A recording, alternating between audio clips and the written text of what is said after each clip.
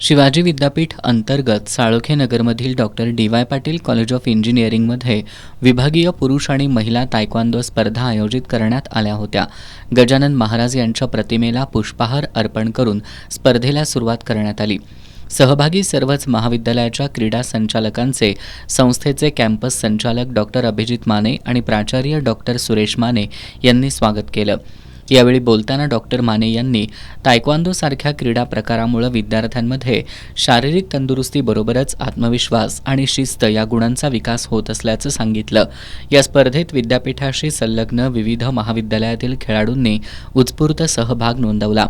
पुरुष आणि महिलांमध्ये विविध वजनी गटांमध्ये बाद पद्धतीनं सामने घेण्यात आले.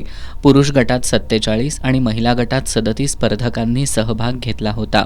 स्पर्धेच्या यशस्वी आयोजनासाठी महाविद्यालयाचे प्राचार्य, क्रीडा संचालक डॉक्टर सचिन पाटील, इतर महाविद्यालयाचे क्रीडा संचालक तसंच पंचांचं विशेष योगदान लाभलं.